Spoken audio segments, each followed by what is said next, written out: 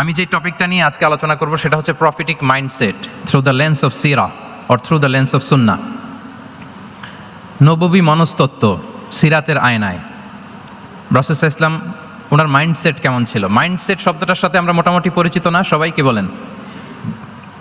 আমি কিন্তু মাঝে মাঝে জিজ্ঞেস করব যদি আপনারা অনুমতি দেন, আর প্রশ্ন করার পরে যদি আপনারা উত্তর দেন তাহলে আমি বুঝবো যে খুব বুঝতেছেন আপনারা আমার আলোচনা, ধরতে পারতেছেন পয়েন্টগুলো। মাইন্ডসেট শব্দটার সাথে আমরা পরিচিত কিনা সবাই? মাইন্ডসেট মানে কি? মনস্তত্ত্ব, তাই তো? মনস্তত্ত্ব, মানুষের মেন্টাল অ্যাটিটিউড, সে যেভাবে ভাবে, যেভাবে চিন্তা করে। একটা মানুষ তার চারপাশের জগৎটাকে যেভাবে দেখে, যেভাবে ভাবে, যেভাবে চিন্তা করে এবং যেভাবে সে সিদ্ধান্ত নেয়, এটাকে বলে তার mindset, the way of thinking. তো রাসূলুল্লাহ সাল্লাল্লাহু আলাইহি ওয়া সাল্লামের মাইন্ডসেট কেমন ছিল? তিনি বিভিন্ন সিচুয়েশনে কিভাবে এই সিচুয়েশনটাকে ডিল করতেন, ওনার অ্যাপ্রোচ কেমন ছিল, কোন পরিস্থিতিতে কিভাবে রিয়্যাক্ট করতেন, কিভাবে রেসপন্স করতেন, কিভাবে থিঙ্ক করতেন, কিভাবে ডিসিশন মেকিং করতেন, এই টোটাল বিষয়টাকে আজকে আমরা prophetic mindset through the lens of সিরাতে কভার করবার চেষ্টা করবো ইনশাআল্লাহ। একটু ভারী টপিক, তারপরে খুব সহজ করে উপস্থাপন প্রেজেন্টেশন করতে পারলে এটা বোঝা যাবে ইনশাআল্লাহ বিইذنিল্লাহ। তাহলে আমি প্রায়ই রাসূল সাল্লাল্লাহু আলাইহি ওয়াসাল্লামের মাইন্ডসেট বোঝানোর জন্য সিরাতে ঢুকে যাব, মানে রাসূল সাল্লাল্লাহু আলাইহি ওয়াসাল্লামের আসিরা আল আতিরা আল মুবারাকা, ওনার বায়োগ্রাফিতে প্রবেশ করব এবং সেখান থেকে রেফারেন্সগুলো শেয়ার করব আপনাদের সাথে, এবং সুন্নাহ থেকে রেফারেন্স শেয়ার করব, যাতে করে আমাদের কাছে ক্লিয়ার হয় যে ওনার মাইন্ডসেটটা কেমন, দৃষ্টিভঙ্গি কেমন। আমরা অনেকে বলি না যে দৃষ্টিভঙ্গি বদলান তো জীবন বদলে যাবে, এটা বলি না আমরা? তার মানে এটা খুব গুরুত্বপূর্ণ, মাইন্ডসেট খুব গুরুত্বপূর্ণ। আজকের এই শেষ অধিবেশনে আমরা প্রফিটিক মাইন্ডসেট নিয়ে কথা বলবো ইনশাআল্লাহ। তো আমরা শুরু করি, দেখি কতটুকু আপনারা এনজয় করেন। প্রথম যেই মাইন্ডসেটটা নিয়ে আমরা আলোচনা করব সেটা হচ্ছে গড সেন্ট্রিক মাইন্ডসেট বা আল্লাহ সেন্ট্রিক মাইন্ডসেট। অর্থাৎ রাসূল সাল্লাল্লাহু আলাইহি ওয়াসাল্লাম যে কোনো কাজে তিনি আল্লাহ তাআলাকে ফিল করতেন, আল্লাহ তাআলাকে তিনি অনুভব করতেন, ফিল করতেন। সব কিছু ছিল আল্লাহ তাআলা কেন্দ্রিক, যাই তিনি করতেন না কেন একজন মহান সত্তার সন্তুষ্টির জন্যই তিনি সেটা করতেন। তিনি কে? আওয়াজ করে বলুন, তিনি কে? আল্লাহ সুবহানাহু ওয়া তাআলা। তার সন্তুষ্টির জন্যই তিনি সব কিছু করতেন এবং সবসময় তিনি এটা ফিল করতেন যে আমার আসল ভরসা স্থল হচ্ছে আল্লাহ তাআলা। আসল ভরসা স্থল কে? আল্লাহ তাআলা। এবং আল্লাহকেই তিনি ওনার নিজের অভিভাবক হিসেবে সবসময় চিন্তা করতেন।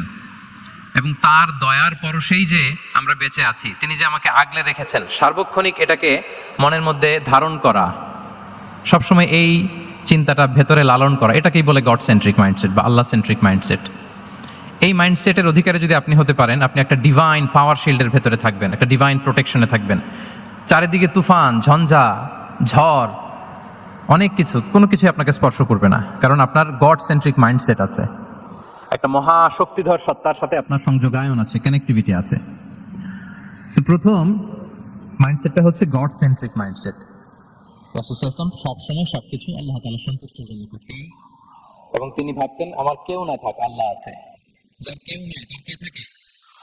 বলুন তো সবাই, যার কেউ নাই তার কে আছে? আল্লাহ আছে। এটাই হচ্ছে গড সেন্ট্রিক মাইন্ডসেট। আসুন আমরা সিরাতের ভেতরে ঢুকে যাই, যেটা আমরা বলেছি থ্রু দ্য লেন্স অফ সিরা।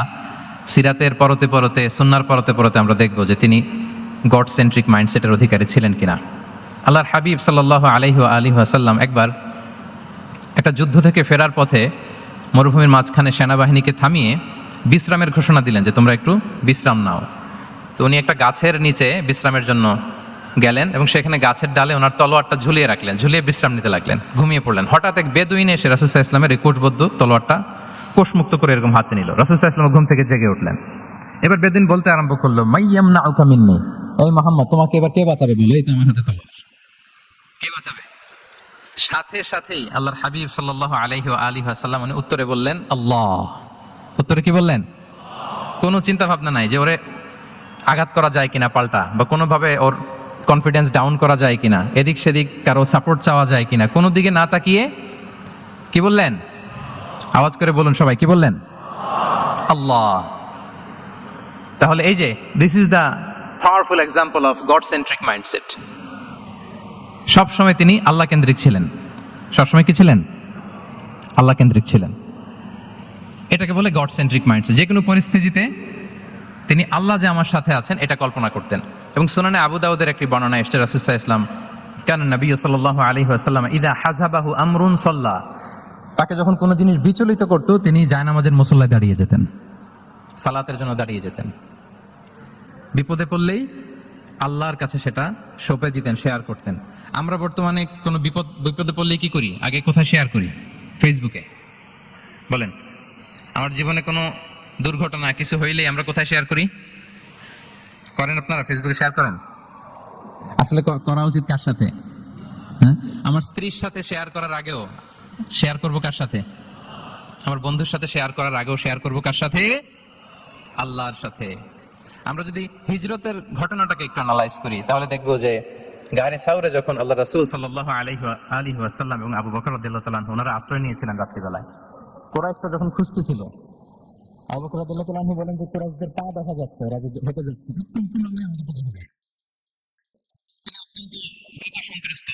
নিজের জন্য নয়, রাসূল সাল্লাল্লাহু আলাইহি ওয়াসাল্লামের সেফটির জন্য। রাসূল সাল্লাল্লাহু আলাইহি ওয়াসাল্লাম আবু বকর রাদিয়াল্লাহু তাআলাকে বলেন যে আবু বকর চিন্তা করো না, লা তাহসান ইন্নাল্লাহা মা'ানা, আবু বকর চিন্তা করো না, আল্লাহ আমাদের সাথে আছেন। সুবহানাল্লাহ। আমাদের সাথে কে আছেন? আল্লাহ আমাদের সাথে আছেন। এটা হচ্ছে গড সেন্ট্রিক মাইন্ডসেটের উদাহরণ। আপনার মনকে বুঝাতে হবে যে আল্লাহ আমার সাথে আছে। মনকে তুমি বুঝিয়ে বলো আল্লাহ আছে আমার সাথে। এই বাক্যটা মুখস্থ করা যাবে? মনকে তুমি বুঝিয়ে বলো আল্লাহ আছেন আমার সাথে। আপনার পুরো জীবনের সব কাজের সাথে যদি এই বাক্যটাকে মিলিয়ে ফেলতে পারেন, দেখবেন যে কোনো কিছুই আপনার ক্ষতি করতে পারতেছে না। এটাকে বলে গড সেন্ট্রিক মাইন্ডসেট। আল্লাহ আমার সাথে আছেন, কেউ নাই কিন্তু আল্লাহ তাআলা আমার সাথে আছেন। এবং গড সেন্ট্রিক মাইন্ডসেটের সবচেয়ে বড় সুবিধা হচ্ছে আপনার মনে কখনো হতাশা কাজ করবে না, হতাশা বাঁধবে না, কারণ আপনার সাথে এক মহাশক্তিধরের কানেক্টিভিটি আছে। তিনি কে বলুন তো আওয়াজ করে? তিনি আল্লাহ। হতাশা আসবে না। এই যে আমাদের জাতীয় জীবনের এখন সবচাইতে বড় বড় সমস্যাগুলোর যদি আমরা লিস্ট করি, একটা বড় সমস্যা হচ্ছে ডিপ্রেশন, তাই না? আমরা ডিপ্রেশনে ভুগি না? আপনাদের ডিপ্রেশন হয় কখনো? আচ্ছা, ডিপ্রেশন কাকে বলে আগে বলে। ডিপ্রেশন হচ্ছে আপনার আর আপনার রবের মাঝে যে দূরত্ব, এটার নাম ডিপ্রেশন। আই রিপিট, আমার আর আমার রবের মাঝে যে গ্যাপ, আমাদের সম্পর্কের যে দূরত্ব, এটার নাম কি? ডিপ্রেশন। আপনি যত আল্লাহর সাথে সম্পর্ক জোরদার করতে পারবেন, ডিপ্রেশন আপনার থেকে দৌড়ে পালাবে। এজন্য আমাদের বিশ্বাসীদের জীবনে কোনো ডিপ্রেশন নাই। আছে? আমাদের ডিকশনারিতে কোনো ডিপ্রেশন আছে বলেন তো? আমাদের সাথে আল্লাহর সম্পর্ক কেমন বলেন? মজবুত? আলহামদুলিল্লাহ পড়ুন সবাই। তাহলে ডিপ্রেশন হচ্ছে আপনার আর আপনার রবের মাঝে যে দূরত্ব, এই দূরত্ব দূর করে দেন, ডিপ্রেশন আপনিই পালাবে। আচ্ছা, আমরা আরো কিছু সিরা থেকে ইনসিডেন্ট নিয়ে দেখি যে গড সেন্ট্রিক মাইন্ডসেটটা কেমন। দ্বিতীয় হিজরিতে যে বদরের যুদ্ধ হলো, সে বদরের যুদ্ধে ইবনে মাসউদ রাদিয়াল্লাহু তাআলা আনহু তিনি বর্ণনা করেন যে আল্লাহ রাসূল সাল্লাল্লাহু আলাইহি ওয়াসাল্লাম আগামীকাল যুদ্ধ, এর আগের দিন রাতে তিনি হাত তুলে এরকম দোয়া করতেছিলেন। আমরা তো এইভাবে দোয়া করি। আল্লাহর হাবিব সাল্লাল্লাহু আলাইহি ওয়াসাল্লাম তিনি দোয়া করতে করতে ইমোশনালি হাত এরকম উঁচু করে, হাত্তা ইউরা বায়াদু ইবতাইহি, বগলে শুভ্রতা দেখা যাচ্ছিল। উনি দোয়া করতেছিলেন, আল্লাহুম্মা আনজিজ লি মা ওয়া'আতানি, আল্লাহুম্মা আতিনি মা ওয়া'আতানি, আল্লাহ তুমি যে বিজয় দিবে বলে প্রতিশ্রুতি করেছিল, ওই বিজয় আমাদেরকে দাও, ওই ভিক্টরি আমাদেরকে দাও। দোয়া করছিলেন। সাইয়েদনা আলী রাদিয়াল্লাহু তাআলা আনহু উনি বর্ণনা করছেন যে বদরের যুদ্ধের আগের রাতে আমরা সবাই ঘুমোচ্ছিলাম, কিন্তু রাসূল সাল্লাল্লাহু আলাইহি ওয়াসাল্লামকে দেখলাম যে না, উনি হাত তুলে শুধু আল্লাহর কাছে কান্না করছেন, দোয়া করছেন। আবু বকর রাদিয়াল্লাহু তাআলা আনহু উনি বলেন যে আমি যে দেখলাম যে তিনি ফজর পর্যন্ত দোয়া চালিয়েই যাচ্ছিলেন, দোয়া কন্টিনিউ করছিলেন তিনি। এবং দোয়া করতে করতে রাসূল সাল্লাল্লাহু আলাইহি ওয়াসাল্লাম এতটাই ইমোশনাল হয়ে গেলেন যে ওনার গায়ের চাদরটা নিচে পড়ে গেল। আবু বকর রাদিয়াল্লাহু তাআলা আনহু যে বলেন, ইয়া নবী আল্লাহ, কাফাকা মুনাশাদাতুকা রাব্বাক ফাইন্নাহু সায়ুনজিজু লাকা মা ওয়া'দাক। হে নবী, যথেষ্ট, এনাফ ইজ এনাফ, অনেক হয়েছে নবী, আর কাঁদতে হবে না, আপনার রব আপনাকে ভিক্টরি বা বিজয় দান করবে ইনশাআল্লাহ। তাহলে দেখেন, যুদ্ধের আগের রাতে সেনাপ্রধান কি করে? এই কৌশল, ওই কৌশল, কোন দিক দিয়ে অ্যাটাক করা যাবে, স্ট্র্যাটেজি ঠিক করে, তার সাথে যারা আছে তাদের সাথে পরামর্শ করে। কিন্তু রাসূল সাল্লাল্লাহু আলাইহি ওয়াসাল্লাম সবকিছু সেট করে দিয়ে কার সাথে কানেক্টিভিটি করেছেন বলেন তো? আল্লাহর সাথে। This is called God centric mindset, Allah centric mindset. আমার হৃদয়টা সবসময় কার সাথে জুড়ে থাকবে? আল্লাহর সাথে। কারণ উনি ছাড়া আমার কোনো ঠিকানাই নাই। এই যে একটা নাশিদ বাংলাদেশে আমি শুনেছিলাম, তুমি ছাড়া প্রভু আমি, শুনেছেন আপনারা? ঠিকানাবিহীন। এটাও মনে রাখতে হবে। মনকে তুমি বুঝিয়ে বলো আল্লাহ আছে আমার সাথে, এটাও যেমনি আমরা মনে রাখবো, এই বাক্যটা মনে রাখতে হবে যে প্রভু তুমি ছাড়া আমি, হ্যাঁ বলতে চান না কেন? তুমি ছাড়া আমি ঠিকানাবিহীন, উনি ছাড়া আমার কোনো ঠিকানাই নাই। তাহলে এই মেন্টালিটি যদি আমরা ধারণ করতে পারি, এটাকে বলে গড সেন্ট্রিক মাইন্ডসেট। তাহলে রাসূলুল্লাহ সাল্লাল্লাহু আলাইহি ওয়াসাল্লামের যে 12টা মাইন্ডসেটের কথা আমরা বলেছি, তার প্রথমটা হচ্ছে গড সেন্ট্রিক। প্রথমটা কি? সবাই বলুন আওয়াজ করে, প্রথমটা কি? মাশাআল্লাহ। আমি শেষে আবার জিজ্ঞেস করব যে কারা কারা বলতে পারেন দেখি। তাহলে একটা কভার করলাম। আল্লাহ তাআলা আমাদেরকে গড সেন্ট্রিক মাইন্ডসেট দান করুক। আমরা যে কোনো পরিস্থিতিতে যেভাবেই থাকি না কেন, আমরা বিপদে আপদে সবসময় ভরসা রাখবো কার উপর? এটাই হচ্ছে গড সেন্ট্রিক বা আল্লাহ সেন্ট্রিক মাইন্ডসেট। আচ্ছা, 2 নাম্বার মাইন্ডসেট হচ্ছে vision oriented mindset. Vision oriented mindset মানে হচ্ছে যার মধ্যে দূরদর্শিতা আছে, ফার সাইটেডনেস আছে, who can anticipate the future, যে ভবিষ্যৎ আগাম অনুমান করে ফেলতে পারে, সামনের পরিস্থিতিকে আগাম অনুমান করতে পারার যে যোগ্যতা বা দীর্ঘমেয়াদী চিন্তা করতে পারার যে ক্যাপাসিটি, এটাকে বলে ভিশন ওরিয়েন্টেড মাইন্ডসেট। এটা আল্লাহ রাসূল সাল্লাল্লাহু আলাইহি ওয়া আলিহি ওয়াসাল্লামকে আল্লাহ তাআলা দান করেছেন। উনি ভবিষ্যৎকে আগাম বুঝতে পারতেন, আগাম অনুমান করতে পারতেন এবং সে অনুযায়ী তিনি স্ট্র্যাটেজি, প্ল্যান, পরিকল্পনা এটা তিনি সাজাতে পারতেন। এটাকে বলে ভিশন ওরিয়েন্টেড মাইন্ডসেট। এবার আসুন আমরা সিরাতের কিছু ইনসিডেন্টকে সামনে নিয়ে আসি যে তিনি কীরকম ভিশন ওরিয়েন্টেড মাইন্ডসেটের অধিকারী ছিলেন। আমরা সবাই হুদাইবিয়ার ঘটনা জানি না? কত হিজরিতে ঘটেছিল বলুন তো সবাই? হ্যাঁ, কত?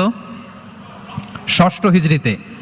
লাকাদ সাদাকাল্লাহু রাসূলাহুর রুইয়া বিল হক লাতাদখুলুন্নাল মাসজিদাল হারামা ইনশাআল্লাহু আমিনিন। রাসূল সাল্লাল্লাহু আলাইহি ওয়াসাল্লাম 6ষ্ঠ হিজরিতে মদিনায় স্বপ্ন দেখলেন যে তিনি উমরা করতে যাচ্ছেন। তো নবীদের স্বপ্ন এটা কেবল স্বপ্ন নয়, এটা আল্লাহর পক্ষ থেকে ওয়াহি, রেভেলেশন, ওয়াহি। তো সেই হিসেবে তিনি 1400 সাহাবা নিয়ে উমরা করতে চলে গেলেন মক্কায়, কিন্তু মক্কা বেশি ঢুকতে দিল না, থামিয়ে দেওয়া হলো। তো তখন একটা চুক্তি হয়েছিল, ভাইজান mobile should be in pocket. এই যে আপনি বলেছিলাম যে অডিয়েন্সে আমরা কেউ ভিডিও ধারণ করবো না ইনশাআল্লাহ, আপনারা কথা দিয়েছিলেন আমরা 1-to-1 brain to brain connection করব, ভিডিও করবেন না প্লিজ।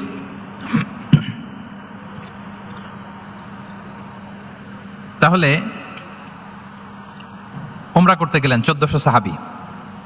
1400 সাহাবী যখন উমরা করতে গেলেন, উমরা করতে দেয়া হলো না। তখন একটা চুক্তি করা হলো। ওই চুক্তিতে বলা হলো, রাসূল সাল্লাল্লাহু আলাইহি ওয়াসাল্লাম লিখতে বললেন যে লিখো মিন মুহাম্মদ রাসূলুল্লাহ, আল্লাহ রাসূল মুহাম্মদের পক্ষ থেকে কুরাইশদের সাথে এই চুক্তি। কুরাইশরা আপত্তি করলো যে না, শুধু মুহাম্মদ লেখা যাবে, রাসূলুল্লাহ লেখা যাবে না, কারণ তুমি যে রাসূলুল্লাহ, আল্লাহর রাসূল, এটা যদি আমরা মেনে নেই তাহলে তোমার সাথে আর আমাদের দ্বন্দ্ব কিসের? আমরা তো ভাই ভাই হয়ে গেলাম, রাসূলুল্লাহ কাটো। সাহাবারা কেউ রাজি হয় না, বিশেষ করে ওমর ফারুক রাদিয়াল্লাহু তাআলা উনি রাজি হয় না, না না এটা কাটা যাবে না। রাসূল সাল্লাল্লাহু আলাইহি ওয়াসাল্লাম অনেক বলে কয়ে বুঝালেন যে না, দীর্ঘমেয়াদী চিন্তা করতে গেলে আমাদের এখন একটা শান্তি চুক্তির দরকার আছে, যাতে করে আমরা আমাদের গ্লোবাল নেভিগেশন সিস্টেম, দাওয়া সিস্টেমকে আরো স্ট্রং করতে পারি। অনেক বলে কয়ে রাসূলুল্লাহ কাটা হলো। এরপর তারা বলে চুক্তিতে লিখো যে এই বছর উমরা করতে দেয়া হবে না, এই বছর ফিরে যাবেন আপনারা সবাই। এটাও সাহাবারা রাজি হয় না, আল্লাহ রাসূল সাল্লাল্লাহু আলাইহি ওয়াসাল্লাম রাজি হলেন। আবার আরেকটা ক্লোজে লেখা হলো যে আগামী বছর আসলেও 3 দিনের বেশি থাকা যাবে না, সেটাও রাজি হয়ে গেল। রাসূল সাল্লাল্লাহু আলাইহি ওয়াসাল্লাম, সাহাবারা রাজি হচ্ছেন না। এরপর মক্কা থেকে কোনো লোক মদিনায় গেলে মদিনাবাসী তাকে রাখতে পারবে না, ফেরত দিতে হবে। কিন্তু মদিনা থেকে কোনো লোক মক্কায় আসলে মক্কাবাসী তাকে ফেরত দিতে বাধ্য থাকবে না। দেখেন, একটার পর একটা মুসলমানদের বিরুদ্ধে সব ক্লোজ যাচ্ছে। কোনো সাহাবীরাই রাজি হচ্ছেন না, কিন্তু আল্লাহ রাসূল সাল্লাল্লাহু আলাইহি ওয়া আলিহি ওয়াসাল্লাম তিনি বললেন যে না, লিখো লিখো। ওমর ফারুক রাদিয়াল্লাহু তাআলা আনহু এতটাই রাগান্বিত হলেন, তিনি প্রশ্ন করলেন, ইয়া রাসূলুল্লাহ আলাইসা আনতা নাবিয়্যুন হক, আপনি এই যে কম্প্রোমাইজের পর কম্প্রোমাইজ করে যাচ্ছেন, আপনি কি সত্য নবী নন, সত্য রাসূল নন? আলাসনা আলা দীনিন হক, আমরা কি সত্যের উপর প্রতিষ্ঠিত নই? আলাইসাল কুরআনু কিতাবুন হক, তো সব যদি সত্য হয় আপনি কেন এগুলো মানছেন? রাসূল সাল্লাল্লাহু আলাইহি ওয়াসাল্লাম বললেন যে ওমর, তুমি বাদশাহ না, মেনে নাও। মেনে নিলেন এবং এই মেনে নেওয়াটাকে আল্লাহ ভিক্টরি বলে ঘোষণা দিলেন, বিজয় বলে। আল্লাহু আকবার। ইন্না ফাতাহনা লাকা ফাতহাম মুবিনা। এবং হুদাইবিয়ার এই সন্ধি থেকেই বেসিক্যালি মক্কা বিজয় ওইদিকে ত্বরান্বিত হয়েছে গতি প্রবাহটা, কারণ রাসূল সাল্লাল্লাহু আলাইহি ওয়াসাল্লাম অনেক দূর দেখেছেন, সাহাবারাই সামনের কিছু বিষয়ে তারা খেয়াল করছেন, কিন্তু রাসূলুল্লাহ সাল্লাল্লাহু আলাইহি ওয়া আলিহি ওয়াসাল্লাম তিনি অনেক দূর দেখতে পাচ্ছেন। আচ্ছা বলেন, 3 তলার উপর থেকে একজন একটা ভিউ দেখতে পায়, আর 30 তলা উপর থেকে আরেকজন একটা কন্ডোমিনিয়ামের উপর থেকে একটা পানোরামিক ভিউ দেখতে পায়, দুইজনের ভিউ দেখা কি একরকম হয়? বলেন, একরকম হবে? কখনোই হবে না। তাহলে 30 তলার উপর থেকে যিনি দেখবে তিনি একটা পানোরামিক ভিউ দেখবে, দ্য টোটাল সিনারিও তার কাছে ক্রিস্টাল ক্লিয়ার হবে, যেটা সাহাবা রিদওয়ানুল্লাহি তাআলা আলাইহিম আজমাইন ওনাদের কাছে ক্লিয়ার ছিল না। এবং ঠিকই এই যে এটা তো বেশি দিন স্থায়ীও হয়নি, 6ষ্ঠ হিজরি থেকে 8ম হিজরি, মাত্র 3 বছরের ব্যবধানে রাসূল সাল্লাল্লাহু আলাইহি ওয়াসাল্লাম যত রিজিওনাল সুপার পাওয়ার ছিল, ওয়ার্ল্ড সুপার পাওয়ার ছিল, পার্সিয়ান এম্পায়ার, তারপর Roman empire, Byzantine empire, Egyptian empire, সব এম্পায়ারদের কাছে চিঠি পাঠিয়েছেন, সালামুন আলা মান ইত্তাবা আল হুদা আসলিম তাসলাম। এবং ইসলামের এক্সপান্ড হয়েছে, ওনার গ্লোবাল নেভিগেশন সিস্টেম উনি চালু করেছেন। এর কারণ কি? উনি ছিলেন ভিশন ওরিয়েন্টেড মাইন্ডসেটের অধিকারী, দূরদর্শী। অনেক দূর দেখতে পেতেন, অনেক দূর তিনি দেখতে পেতেন, দীর্ঘমেয়াদী তিনি পরিকল্পনা করতে পারতেন। এটা হচ্ছে ভিশন ওরিয়েন্টেড মাইন্ডসেট যারা হয় তাদের ক্যারেক্টারিস্টিক্স বা ফিচার। আরো একটা উদাহরণ দেই, আপনারা কি বলতে পারেন যে আবিসিনিয়াতে নবুয়তি কত সালে সাহাবারা হিজরতে গিয়েছিল, বলতে পারবেন কেউ? হ্যাঁ, নবুয়তি কত সালে? 5ম সালে। হ্যাঁ, নবুয়তি 5ম বছর ওনারা আবিসিনিয়াতে, বর্তমানে যেটা ইথিওপিয়া বা ইরিত্রিয়া, সেখানে সাহাবারা হিজরতে গিয়েছিলেন। এবং আবিসিনিয়াতে এই যে হিজরতে গেল, তারা সবাই মিলে ফিরে এসেছিল মদিনায় কবে? এটা কি কেউ জানেন? যদি কেউ জানেন হাত তুলে আওয়াজ করে একটু বলতে হবে, একটু ইন্টারেক্টিভ সেশন হোক দেখি। আবিসিনিয়ায় যারা হিজরতে গিয়েছিলেন সব শেষে দল বল সহ সবাই পার্মানেন্টলি মদিনায় শিফট করেছেন কবে? জি, আল্লাহু আকবার, মাশাআল্লাহ মাশাআল্লাহ। বসুন। খায়বার বিজয়ের দিন এসেছিলেন। আবিসিনিয়াতে যারা হিজরতে গিয়েছিলেন তারা মদিনায় ব্যাগ এন্ড ব্যাগেজ সবকিছু নিয়ে খায়বার বিজয়ের সময়, মানে 7ম হিজরিতে এসেছিলেন। তো রাসূল সাল্লাল্লাহু আলাইহি ওয়াসাল্লাম যখন মক্কা থেকে মদিনায় হিজরত করলেন, সব সাহাবারা মদিনায় চলে আসছেন। মদিনায় এখন একটা ইসলামিক সোসাইটি, ইসলামিক স্টেট। বদরের যুদ্ধে মুসলমানদের বিজয়, খন্দকে বিজয়, খন্দক তো 5মে। তারপরে ওনারা কেন আসে না বলেন তো? আসেনি। 7ম হিজরিতে এসেছেন। জাফর রাদিয়াল্লাহু তাআলা আনহুর নেতৃত্বে, সাইয়েদনা আলী রাদিয়াল্লাহু তাআলা আনহুর আপন ভাই, বড় ভাই, ওনার নেতৃত্বে যখন 7ম হিজরিতে প্রায় ওখানে যাওয়ার 15 বছর পর যখন তারা সবাই ফিরলেন, রাসূল সাল্লাল্লাহু আলাইহি ওয়াসাল্লাম এত খুশি হলেন, তিনি বললেন, মা আদরি বিআইয়িহিমা আনা আফরাহ বিফাতহি খাইবার আও বিকুদুমি জাফর। আমি কোনটাতে বেশি খুশি আজকে আমি জানি না, খায়বার বিজয়ে বেশি খুশি না আমার ভাই জাফরকে পেয়ে বেশি খুশি। আল্লাহু আকবার, এত খুশি হয়েছিলেন। তো এখন এমনি তো মনে প্রশ্ন জাগে যে রাসূল সাল্লাল্লাহু আলাইহি ওয়াসাল্লাম যখন মদিনায় চলে আসলেন, কোরআনের আয়াতগুলো নাজিল হয়, সালাত ফরজ হলো, যাকাত আসলো, সব হলো, একটার পর একটা হচ্ছে, ইসলামিক স্টেট, তো ওনারাই কেন আবিসিনিয়াতে পড়ে আছেন? প্রশ্ন জাগে না? ওই সময় একটা ক্রাইসিস মোমেন্ট ছিল, তখন ওনারা গিয়েছিল আবিসিনিয়াতে, কিন্তু আসে না কেন? ওনারা এসেছেন 7ম হিজরিতে। এর কারণ আবিসিনিয়ায় কিছু মুসলিমদেরকে রেখে দেওয়া, এটা রাসূলুল্লাহ সাল্লাল্লাহু আলাইহি ওয়াসাল্লামের প্ল্যান বি ছিল। কি ছিল? Plan B. রাসূল সাল্লাল্লাহু আলাইহি ওয়াসাল্লাম অপেক্ষা করছিলেন যে মদিনাকে প্রথমে ইন্টারনাল যত থ্রেট আছে এগুলো থেকে মুক্ত করতে হবে, এরপরে মদিনাকে যত এক্সটার্নাল থ্রেট আছে এগুলো থেকে মুক্ত করতে হবে। সব যখন মুক্ত করে উনি দেখলেন যে না, মদিনা সেফ জোন, এখন আর আলাদা একটা বেজ, একটা এক্সট্রা সেফ জোন বা এডিশনাল বেজ আমার কোথাও দরকার নাই, তখনই তিনি লোক পাঠালেন যে যাও, জাফরের নেতৃত্বে আবিসিনিয়ায় যারা হিজরত করেছে তারা সবাই মদিনায় চলে আসে। সুবহানাল্লাহ বিহামদি। তাহলে একটা প্ল্যানে কাজ করতেন না, আমরা তো এরকম করি, একটাই প্ল্যান। প্ল্যান কয়টা? এটা যদি ওয়ার্ক না করে শেষ, আমু নাই, সালাও নাই।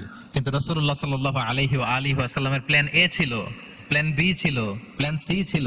প্ল্যান এ ওয়ার্ক না করলে প্ল্যান বি তে যেতেন, বি ওয়ার্ক না করলে সি তে যেতেন, এইভাবে তিনি কাজ করতেন। তাহলে এটা হচ্ছে বেসিক্যালি ভিশন ওরিয়েন্টেড মাইন্ডসেটের অধিকারী যারা, তারা এটা করে, যারা ফিউচারকে অ্যান্টিসিপেট করতে পারে, আগাম অনুভব করতে পারে যে কি হতে পারে সামনে। এই যে বাংলাদেশের বিভিন্ন প্ল্যান পরিকল্পনা আমরা দেখা যায় যে এখান দিয়ে একটা ব্রিজ করে পরে ভাঙতে হয়, রাস্তা একটা তৈরির পরে ভাঙতে হয়, কোথায় এক টানেল হয়ে আছে প্রতি মাসে মাসে এখন লস হয়, তারপর 1 ঘন্টা বৃষ্টি হলে পুরো ঢাকা শহর এটা বন্যা হয়ে যায়। এগুলো হচ্ছে একাধিক প্ল্যান না থাকা, ভিশনারি অ্যাটিটিউডের অধিকারী না হওয়ার কারণে এই ঝামেলাগুলো আমাদের হচ্ছে। 3 নাম্বার হচ্ছে উইজডম ড্রিভেন মাইন্ডসেট। উইজডম মানে হচ্ছে প্রজ্ঞা। প্রজ্ঞা কি? জ্ঞান আর কমন সেন্স দুইটা একসাথে হইলে ওটারে প্রজ্ঞা বলে।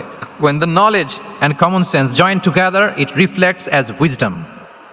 আপনার জ্ঞান এবং আপনার কমন সেন্স একসাথে হইলে ওটা উইজডম হয়ে যায়। রাসূল সাল্লাল্লাহু আলাইহি ওয়াসাল্লাম ছিলেন প্রজ্ঞায় সমৃদ্ধ এক মননের অধিকারী, ওনার সব কিছুতেই প্রজ্ঞা ছিল, প্রজ্ঞা ছিল।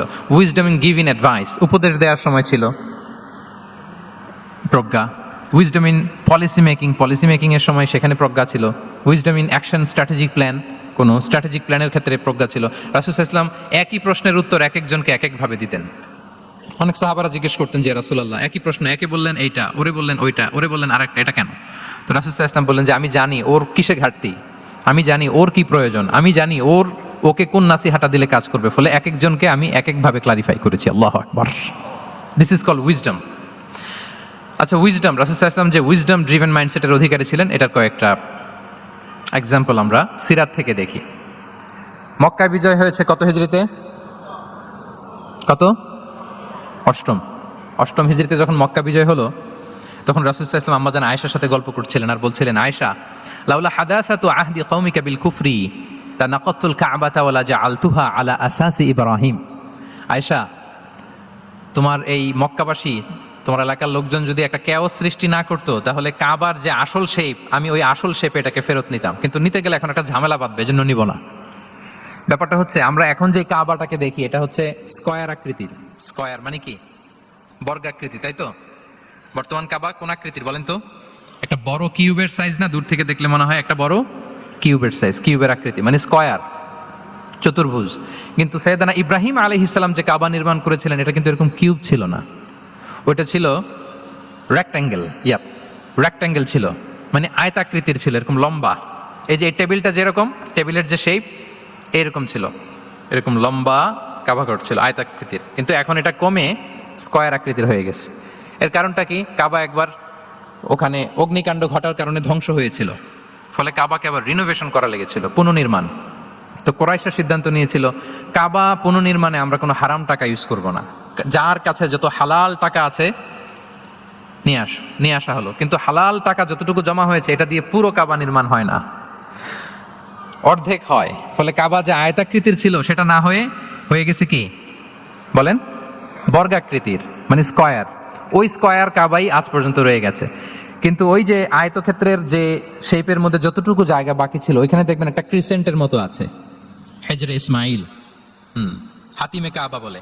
ওইটার ভিতরে নামাজ পড়া আর কাবার ভিতরে নামাজ পড়া একই হুকুম। ওইটার ভিতরে নামাজ পড়া আর কাবার ভিতরে নামাজ পড়া কি?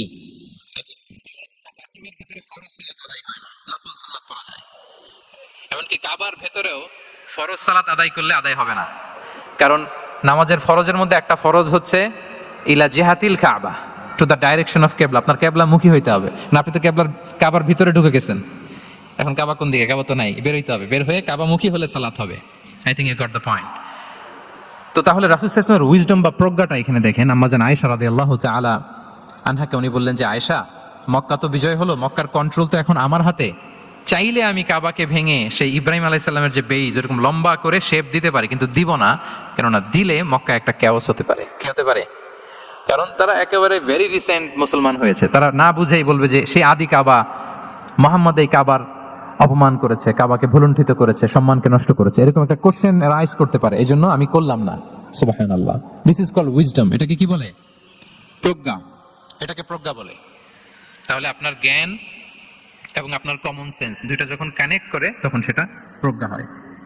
প্রজ্ঞার আরেকটা উদাহরণ যদি দেই সিরাত থেকে, রাসূল সাল্লাল্লাহু আলাইহি ওয়াসাল্লামের যে কনফ্লিক্ট রিজলভিং ক্যাপাসিটি ছিল, যখন কাবাকে পুনর্নির্মাণ করা হচ্ছে তখন হাজরে আসওয়াদকে বের করা লেগেছিল, এবং রিনোভেশন শেষে আবার হাজরে আসওয়াদকে তার জায়গা মতো, মানে ব্ল্যাক স্টোন যেটাতে চুমু দিলে মানুষের গুনাহ মাফ হয়ে যায়, হাজরে আসওয়াদ চিনতে পেরেছেন না? চুমু দিতে পেরেছেন আপনারা? হ্যাঁ, ওরে আল্লাহ, অনেকে দিয়েছে, তো আমি দিতে পারি না এখনো। ওখানে যে ভিড় থাকে, ওই ধাক্কা ধাক্কি করে মনে হয় যে না, হজ বা উমরার যে মূল এসেন্স বা স্পিরিট ওইটা বোধহয় নষ্ট হয়ে যায়। এই জন্য অনেকবার ট্রাই করেও, এবার আমার সাথে একটা 8 জনের গ্রুপ ছিল, খুব নাদুস নুদুস লম্বা চূড়া। তো বলতেছে শায়েক আপনার কোনো টেনশন করা লাগবে না, আসেন। তো ওরা যে যেরকম ধাক্কা ধাক্কি শুরু করছে ওইটা দেখি আমার আর সাহস হয় নাই। বলছে যে ভাই আমি মাফও চাই, দোয়াও চাই, আমার করা লাগবে না, ওই দূর থেকে ইশারা দিলেই হবে। তো এটা অনেকে ভুল করে ফেলে। অনেক বোনেরা যাদের জন্য হেজাব নিকাব মেনটেন করা হচ্ছে ফার্স, পর্দার কোনো বালাই নাই, পুরুষের সাথে ধাক্কা ধাক্কি করে তার শরীর মিশে যাচ্ছে, গা মিশে যাচ্ছে, ধাক্কা ধাক্কি করে একটা সুন্নতের জন্য ফরজকে স্যাক্রিফাইস করে ফেলতেছে। মানে ফোকাস ঠিক নাই আর কি, কোথায় যে কোনটা করতে হবে ওইটাই ভুলে গেছে। তো এই হাজরে আসাদ পাথরকে আবার জায়গা মতো রাখতে হবে। এখন কে রাখবে এই নিয়ে মারামারি মক্কায়। বড় বড় 4টা গোত্র বলে, এই গোত্র বলে আমি রাখবো, এই গোত্র বলে আমি রাখবো, আরেক গোত্র বলে রক্তের গঙ্গা বইয়ে দেবো মক্কায়, কিন্তু এই সম্মান অন্যকে নিতে দিব না, কারণ ইটস ভেরি প্রেস্টিজিয়াস ইস্যু। যা আমাদের গোত্র এই ব্ল্যাক স্টোন হাজরে আসওয়াদকে নিয়ে জায়গা মতো রেখেছে, এটা কাউকে দিব না। তো সবাই যখন মারমুখী, তখন আল্লাহ রাসূল সাল্লাল্লাহু আলাইহি ওয়াসাল্লাম তিনি সমাধান দিলেন যে মারামারির দরকার নাই, একটা চাদর নিয়ে আসো। নিয়ে আসা হলো। 4 গোত্রের 4 লিডারকে বললেন চাদরের 4 কোণা ধরো। 4 জন 4 কোণা ধরলো। রাসূল সাল্লাল্লাহু আলাইহি ওয়াসাল্লাম তিনি পাথরটা নিয়ে মাঝখানে রাখলেন। এবার 4 নেতাকে বললো আসো, জাতীয় 4 নেতা চলে আসো, কাবার সামনে চলে আসলো। এরপরে আল্লাহ রাসূল সাল্লাল্লাহু আলাইহি ওয়াসাল্লাম ওনার মোবারক হাত দিয়ে, বরকতময় হাত দিয়ে হাজরা আসওয়াদকে নিয়ে নিজ হাতে রাখলেন। এবার সবাই হ্যাপি, কারণ অংশগ্রহণ করতে পারছে। আসলে সব মূল স্ট্যাটাস কিন্তু চলে গেছে রাসূলের দিকে, নাকি? ওরা তো এটা টাচও করতে পারেনি, পারছে?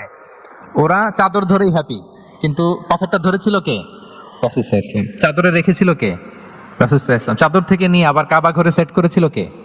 রাসূলুল্লাহ সাল্লাল্লাহু আলাইহি ওয়া আলিহি ওয়াসাল্লাম।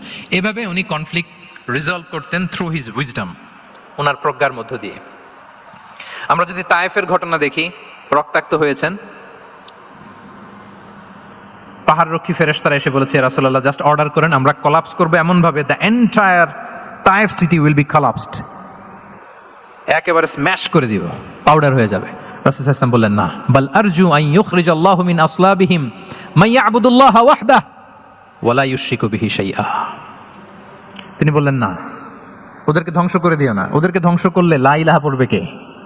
সুবহানাল্লাহ। কি উইজডম ড্রিভেন ছিলেন উনি। উনি বলেন যে আমি আশা করি, প্রত্যাশা রাখি, দোয়া করি যে ওরা আমাকে প্রত্যাখ্যান করেছে, কিন্তু ওদের যে নেক্সট জেনারেশন ওরা সাক্ষী দিবে আশহাদু আল্লা ইলাহা ইল্লাল্লাহ ওয়া আশহাদু আন্না মুহাম্মাদুর রাসূলুল্লাহ। এবং তাই হয়েছে। এখন তায়েফে যান, চারদিক থেকে আল্লাহু আকবার ধ্বনিতে মুখরিত তায়েফ, এবং এত চমৎকার শহর, এটা একটা টুরিস্ট ডেস্টিনেশন হয়ে গেছে। সৌদি আরবিয়াতে যারা যায়, তায়েফ না গেলে লোকদের ভালো লাগে না। ঠান্ডা, সবুজ শ্যামল, রেইনফল হয়, ফলমূল পাওয়া যায়। আব্দুল্লাহ ইবনে আব্বাস রাদিয়াল্লাহু তাআলা আনহুর স্মৃতিধন্য মসজিদ আছে, অনেকগুলো ইউনিভার্সিটি আছে, ইসলামিক ইনস্টিটিউশন আছে। এই যে নয়নাভিরাম তায়েফ, এটা রাসূল সাল্লাল্লাহু আলাইহি ওয়াসাল্লামের উইজডমের ফসল, ঠিক কিনা বলেন? ওই দিন যদি রাগের চোটে বলতো যে হ্যাঁ দাও, স্ম্যাশ করে দাও, তাইলে এই যে যারা শাহাদা পড়েছে, মুসলিম হয়েছে, এটা কিন্তু হতো না। তাহলে এটা হচ্ছে রাসূল সাল্লাল্লাহু আলাইহি ওয়াসাল্লামের প্রজ্ঞার একটা উদাহরণ। আর একটা উদাহরণে যাই। রাসূল সাল্লাল্লাহু আলাইহি ওয়াসাল্লাম যখন আকাবার দ্বিতীয় শপথ করে ফেললেন ইয়াসরিববাসীর সাথে, তখনও মদিনা হয়নি, তো তখন মদিনাবাসী বলল যে রাসূলুল্লাহ আপনি তো এখনো হিজরত করবেন না, তো আমাদেরকে কোরআন শিখাবে কে, সালাত শিখাবে কে, আপনি একজন দায়ী পাঠান, আমাদের সাথে একজন টিচার দেন। রাসূল সাল্লাল্লাহু আলাইহি ওয়াসাল্লাম তখনও মদিনাতে হিজরতে যাননি, আমাদের সাথে একজন দায়ী পাঠাবেন। তো রাসূল সাল্লাল্লাহু আলাইহি ওয়াসাল্লাম একজনকে দায়ী হিসেবে পাঠিয়েছিলেন। বলেন ওই দায়ীর নাম কি? কি নাম? মুসআব ইবনে উমাইর রাদিয়াল্লাহু তাআলা আনহু, যিনি উহুদের যুদ্ধে শহীদ হয়েছিলেন, ওনাকে পাঠিয়েছিলেন। দেখেন, উনি আবু বকর রাদিয়াল্লাহু তাআলা আনহুকে পাঠান নাই, পাঠিয়েছেন ওমর ফারুককে, ওসমান রাদিয়াল্লাহু তাআলা আনহু, আলী রাদিয়াল্লাহু তাআলা আনহু, কাউকে পাঠাইছেন? কারে পাঠালেন? মুসআবকে। এর কারণ হচ্ছে উনি দেখতে খুব স্মার্ট ছিলেন, খুব ড্যাশিং ফেসের অধিকারী ছিলেন, এলিট ফ্যামিলি, মক্কার এলিট ফ্যামিলির একজন যুবক ছিলেন, এবং উনি সবচাইতে দামি দামি পারফিউম কালেক্ট করে ওইটা দিতেন। উনি মক্কার কোনো রাস্তা দিয়ে হেঁটে গেলে লোকজন বুঝতো এই রাস্তা দিয়ে কিছুক্ষণ আগে হেঁটে গিয়েছে মুসআব ইবনে উমাইর। সুবহানাল্লাহ। আমরা বাংলায় বলি না যে আগে দর্শনদারি পরে গুণবিচারী, এই কথাটার সাথে পরিচিত আপনারা? আগে দর্শনদারি পরে গুণবিচারী। আল্লাহ তাআলা এক একজনকে আমাদেরকে এক এক অবয়বে সৃষ্টি করেছেন। হুয়াল্লাযী ইউসাউবিরুকুম ফিল আরহামি কাইফা ইয়াশা। আল্লাহর একটা নাম হচ্ছে তিনি আল মুসাউবির, দ্য ডিজাইনার। মায়ের গর্ভে থাকতেই আমাদের কার চেহারা, কার কণ্ঠস্বর, কার স্কিন কালার, কে কিরকম হব, সব ফিক্স তিনি ঠিক করে দিয়েছেন। এটা আল্লাহর দেয়া। কিন্তু রাসূল সাল্লাল্লাহু আলাইহি ওয়াসাল্লামের উইজডমের ব্যাপার হচ্ছে তিনি আবু বকর রাদিয়াল্লাহু তাআলা আনহু, ওমর রাদিয়াল্লাহু তাআলা আনহু, ওসমান আলী, কাউকে চুজ না করে কাকে পাঠালেন? মুসআব ইবনে উমাইরকে। যে তাকে দেখলেই সবাই আগে পাগল হয়ে যায়, মানে ইমপ্রেস হয়ে যায়। হ্যাঁ, ফার্স্ট ইমপ্রেশনটা তার খুব ভালো, খুব ভালো। উনি মুসআব ইবনে উমাইরকে পাঠালেন, এবং যেই প্ল্যান সেই কাজ। উনি যে পুরো মদিনা কাঁপায় ফেলছেন, মাশাআল্লাহ। মদিনার ঘরে ঘরে উনি ইসলামের বার্তা পৌঁছে দিয়েছেন, এবং স্বয়ং রাসূলুল্লাহ সাল্লাল্লাহু আলাইহি ওয়াসাল্লামের আগে তিনি মদিনাতে জুমার নামাজ পড়েছিলেন। কারণ জুমার বিধান আসছে, কিন্তু মক্কা এমন একটা ল্যান্ড যেখানে এখনো জুমা পড়া আবশ্যক হয় নাই, চারদিকে কুফর বেষ্টিত। তো রাসূল সাল্লাল্লাহু আলাইহি ওয়াসাল্লাম লোক পাঠিয়েছেন যে জুমার বিধান এসছে, মুসাব তুমি কিন্তু মদিনায় যারা আছে তাদেরকে নিয়ে জুমা পড়ে ফেলো। তো মুসাব রাদিয়াল্লাহু তাআলা আনহু স্বয়ং রাসূলুল্লাহ সাল্লাল্লাহু আলাইহি ওয়াসাল্লামের আগে রাসূল সাল্লাল্লাহু আলাইহি ওয়াসাল্লামের পারমিশন নিয়ে মদিনাতে জুমা কায়েম করে ফেলছে। সুবহানাল্লাহ, এত আসতে বললে হবে? সুবহানাল্লাহি ওয়া বিহামদিহি। দেখেন, উইজডম ড্রিভেন পার্সোনালিটির অধিকারী ছিলেন, প্রজ্ঞার অধিকারী ছিলেন। অন্য কাউকে পাঠাননি। কাকে পাঠিয়েছেন? মুসআব ইবনে উমাইর। তাহলে উনি যেই কাজটাই করতেন, যেটা বলতেন, যেটাতে এঙ্গেজ হতেন, এর নেপথ্যে প্রজ্ঞা ছিল। কি ছিল ভাই? উইজডম ছিল। আল্লাহ যেন সেই উইজডম আমাদেরকে দান করেন, আল্লাহ যেন সেই প্রজ্ঞা দিয়ে আমাদেরকে সমৃদ্ধ করেন। আমরা সবাই পড়ি আমিন। নাম্বার হচ্ছে রিফর্ম সেন্ট্রিক মাইন্ডসেট, মানে রাসূল সাল্লাল্লাহু আলাইহি ওয়াসাল্লাম সংস্কারবাদী ছিলেন আর কি। ভুল ভাল দেখলে রিফর্ম করতেন, ইসলাহ করতেন, সংস্কার। এখন তো এই যে অনেকগুলো সংস্কার কমিটি হলো দেখলাম বাংলাদেশে, খুব সুন্দর, বিভিন্ন বিষয়ে সংস্কার হচ্ছে। এবং স্বাধীনতার পরে আমাদের বয়স তো আর বেশি না, মানে সব দলের লোকেরা মিলে একসাথে এরকম বসা, এরপর রাষ্ট্রীয় ইস্যু নিয়ে ডিসকাস করা, এরপর মাঝে মাঝে আবার ওয়ার্ক আউট করা, আবার একটু মিষ্টি ঝগড়া করা, আবার একটু ফান করা, এই সব কিছুর মধ্য দিয়ে জাতির জন্য ভাবা, নতুন নতুন চিন্তা প্রণয়ন। That's very good, I do appreciate. এটা দরকার। এমন বাংলাদেশই তো আমরা চেয়েছিলাম, ঠিক কিনা বলেন? এই যে রিফর্ম হচ্ছে, এটা অ্যাপ্রিসিয়েবল। রাসূল সাল্লাল্লাহু আলাইহি ওয়াসাল্লামের কিন্তু এই রিফর্ম সেন্ট্রিক মাইন্ডসেট ছিল। অন্যায় দেখলে, ভুলভাল দেখলে, অসঙ্গতি দেখলে, ইনকনসিস্টেন্সি দেখলে শুধরে দিতেন। শুদ্ধাচার অভিযান চালিয়েছেন মক্কাতেও মদিনাতেও, রিফর্ম করতেন। সব খারাপকে তিনি ভালো দিয়ে পরিবর্তন করে দিতেন। আসুন সিরাতের আয়নায়, থ্রু দ্য লেন্স অফ সিরা আমরা দেখি কিভাবে পরিবর্তন করতেন। রাসূল সাল্লাল্লাহু আলাইহি ওয়াসাল্লামের একটা আদাত বা হ্যাবিট ছিল, তিনি কোনো ব্যক্তির বা কোনো স্থানের কোনো বাজে নাম বা খারাপ নাম দেখলে এটা ভালো নামে চেঞ্জ করে দিতেন। মক্কা থেকে মদিনায় হিজরতের আগে মদিনার নাম ছিল ইয়াসরিব। কি ছিল? ইয়াসরিব মানে হচ্ছে প্রতিশোধ বা নিন্দা বা ক্ষোভ বা ভর্ৎসনা, সবগুলোই খুব বাজে মিনিং ডিনোট করে। রাসূল ইসলাম বললেন, আমি যেই শহরে হিজরত করবো এই শহরের নাম ক্ষোভ, এই শহরের নাম হিংসা, এটা হইতে পারে? বলেন।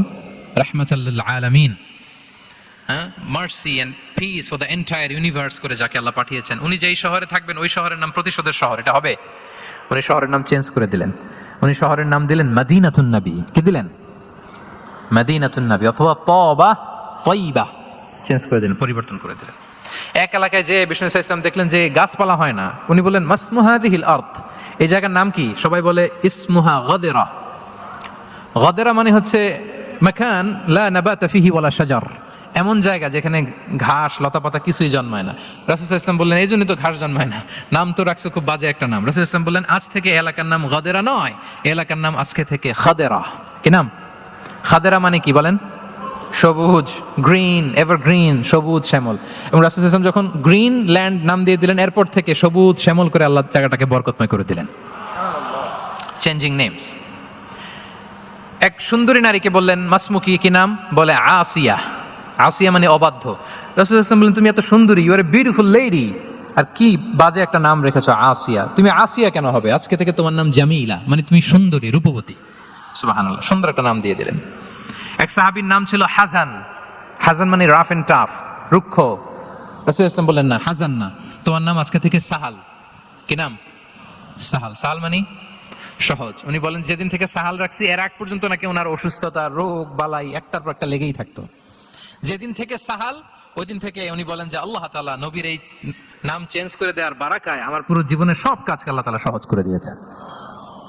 তাহলে রিফর্ম সেন্ট্রিক মাইন্ডসেট, আমরাও খারাপ কিছু দেখলে ভালো দিয়ে পরিবর্তন করব। কি বলেন? ইনশাআল্লাহ বলেন সবাই। আচ্ছা, এটা তো নাম চেঞ্জ করে দেয়া। এবার সোশ্যাল রিফর্ম তিনি কি কি করেছেন আমরা একটু দেখি।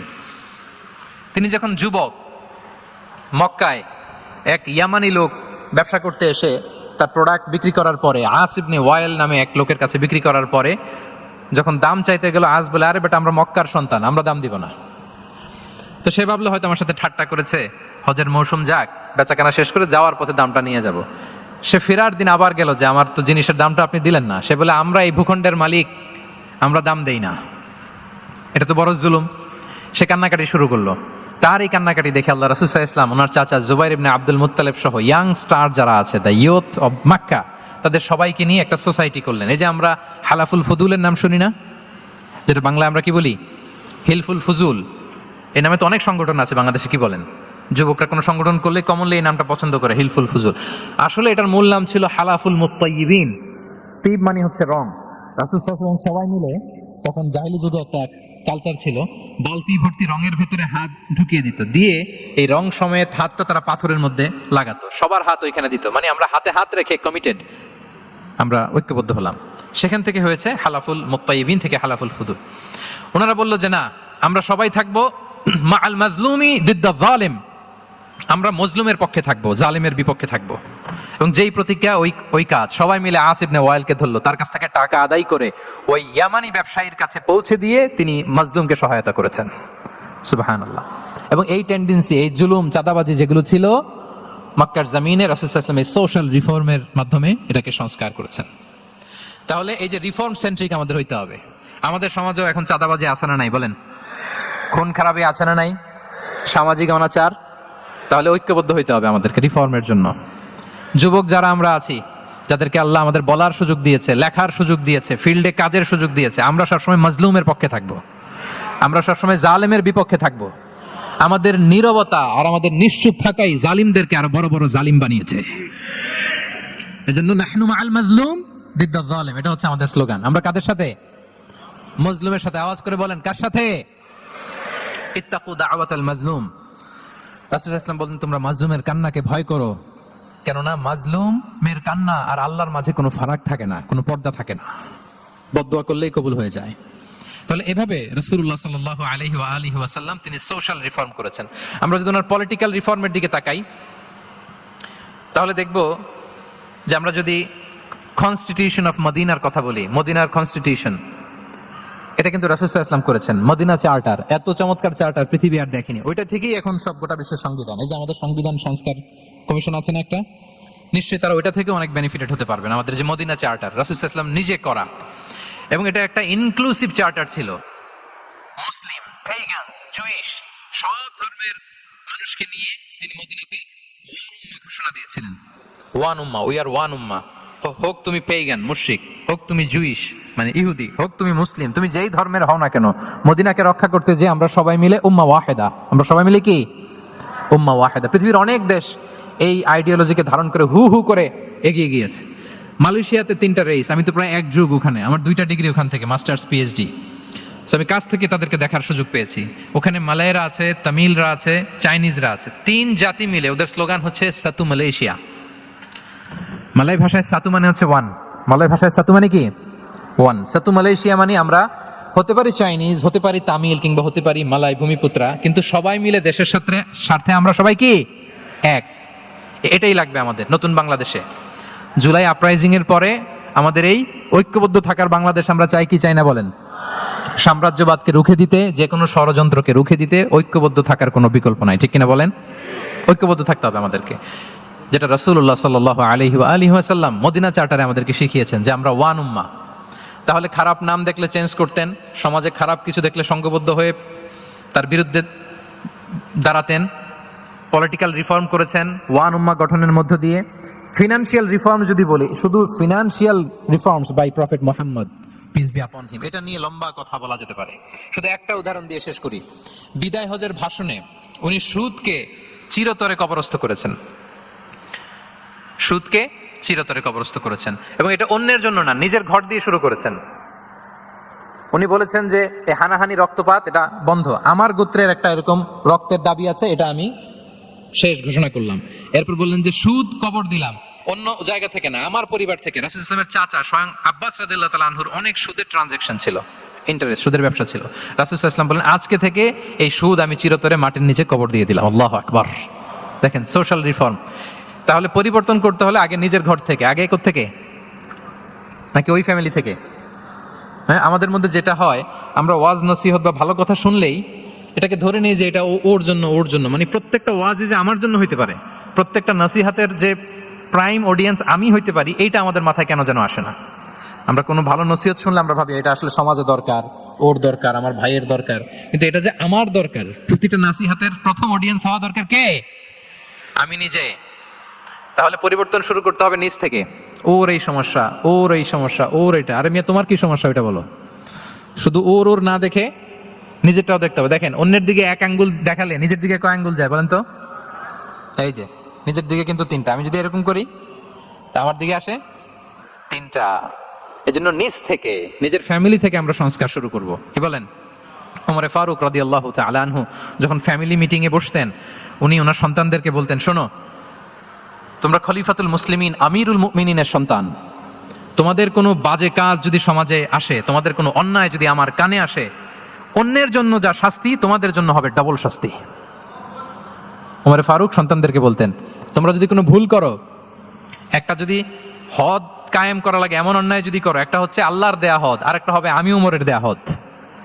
আমার মতো খলিফাতুল মুসলিমিনের সন্তান হয়ে পাপ তুমি কেন করলে? দেখেন অন্যের বাচ্চা কি করছে, অন্যের, আমাদের তো ওই মেয়েটার সমস্যা, ওনার ছেলের সমস্যা, এগুলো আমার ছেলের যে কি অবস্থা, আমার পরিবারের যে কি হালাত, আমার স্ত্রীর যে কি দশা, ওইটা নিয়ে আমরা ভ্রুক্ষেপ করি না বা চিন্তা করি না। তাহলে সম্মানিত সুধী মণ্ডলী, আমরা পরিবর্তন শুরু করবো কোত্থেকে? অন্যের বাড়িঘর থেকে নাকি? হ্যাঁ, কোত্থেকে? নিজ থেকে। আল্লাহ তাআলা আমাদেরকে তৌফিক দান করুক। আচ্ছা, 5 নম্বরে হচ্ছে ওপেন মাইন্ডেড। আমার প্রিয় নবী বলেন ওপেন মাইন্ডেড ছিলেন না ন্যারো মাইন্ডেড? সবাই বলবেন, গ্যালারির সবাই আওয়াজ করে, তিনি ওপেন মাইন্ডেড না ন্যারো মাইন্ডেড ছিলেন? রাসূলুল্লাহ সাল্লাল্লাহু আলাইহি ওয়া আলিহি ওয়াসাল্লাম ওপেন মাইন্ডেড ছিলেন।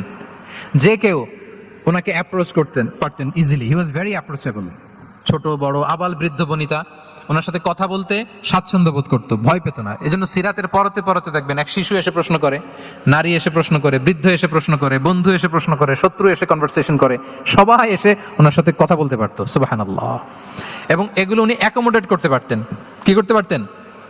অ্যাকোমোডেট করতেন। ছোট্ট একটা উদাহরণ দেই, আসির আল হালাবিয়া থেকে নেয়া একটা বিখ্যাত সিরাতের গ্রন্থ। বদরের যুদ্ধে রাসূল সাল্লাল্লাহু আলাইহি ওয়াসাল্লাম বদরের মাঠে সেনা ক্যাম্প স্থাপন করলেন। কি ক্যাম্প? সেনা ক্যাম্প স্থাপন করলেন। আল হুবাব ইবনুল মুনজির রাদিয়াল্লাহু তাআলা আনহু এক সাহাবী, উনি বললেন, ইয়া রাসূলুল্লাহ, এই যে সেনা শিবির যে এখানে স্থাপন করলেন, এটা কি আপনার নিজের ইচ্ছায় না আল্লাহর আদেশে? দেখেন, সেনাপতিরে কোনো সাধারণ সৈনিক এই প্রশ্ন করতে পারে? করলে চাকরি থাকবে? কিন্তু রাসূল সাল্লাল্লাহু আলাইহি ওয়াসাল্লামের কাছে সাহস নিয়ে আল হুবাব ইবনুল মুনজির বলে, ইয়া রাসূলুল্লাহ, এই যে সেনা শিবির স্থাপন করলেন, এটা কি আপনার ইচ্ছায় নাকি এটা ওয়াহী? রাসূল সাল্লাল্লাহু আলাইহি ওয়াসাল্লাম বললেন, না, এটা ওয়াহী না, এটা ওয়াহী না, বাল হুয়া রায়ু ওয়াল হারবু ওয়াল মাকিদা, না, এটা যুদ্ধের কৌশল হিসেবে আমি করেছি।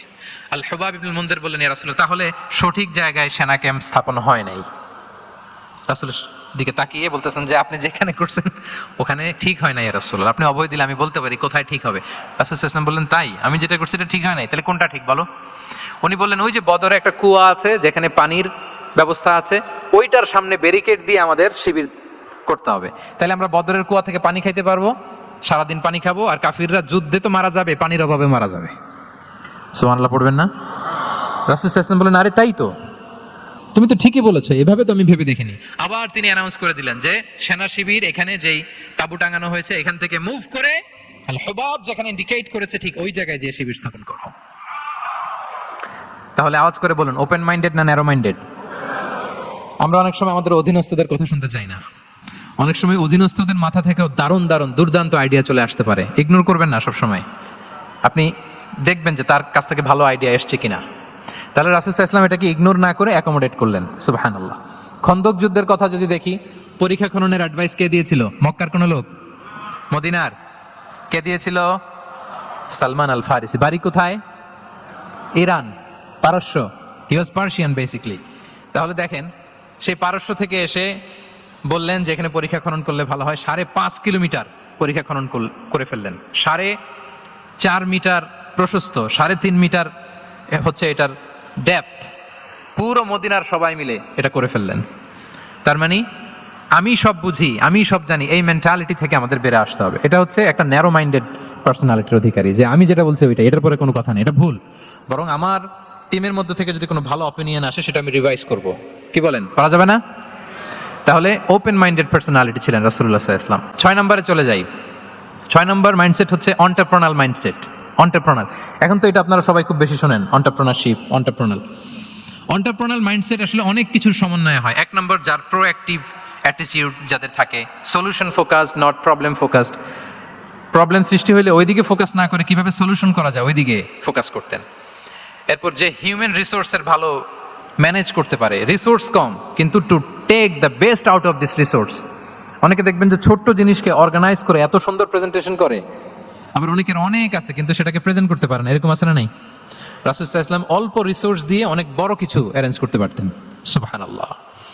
এবং he was a very good talent hunter. রাসূল সাল্লাল্লাহু আলাইহি ওয়াসাল্লাম একজন চৌকস ট্যালেন্ট হান্টার ছিলেন।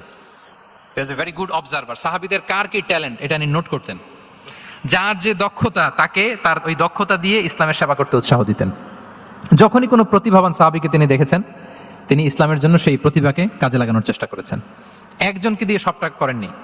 আমাদের সমাজে এই একটা ভুল ধারণা আছে, আমরা অনেকে একজনের কাছ থেকে সব কামনা করি। একজন সব করতে পারে না, পারে? যারা পারে ও কোনোটাই ভালোভাবে পারে না, সব পারে, একটু একটু পারে। হ্যাঁ, তো রাসূল সাল্লাল্লাহু আলাইহি ওয়াসাল্লাম ট্যালেন্ট হান্টার ছিলেন, যার যেখানে ট্যালেন্ট তাকে ওই কাজে লাগাতেন। বলেন তো, খালিদ বিন ওয়ালিদ রাদিয়াল্লাহু তাআলা আনহুকে আল্লাহ রাসূল সাল্লাল্লাহু আলাইহি ওয়াসাল্লাম কি কাজে লাগিয়েছিলেন? অনেক পরে ইসলাম ধর্ম গ্রহণ করেছেন, কিন্তু যুদ্ধের অভিযানে পাঠিয়েছেন এবং পরবর্তীতে তিনি সেনা প্রধান হয়েছিলেন মুসলিম ব্যাটালিয়নের। কারণ উনি ওয়ার স্ট্র্যাটেজি জানতেন। ওনার আক্রমণের কারণে তো উহুদের প্রান্তরে মুসলিমরা প্রায় নাস্তানাবুদ হওয়ার অবস্থা, তাই না? অনেক পরে আল্লাহ তাআলা ওনাকে ইসলামের জন্য কবুল করলেন।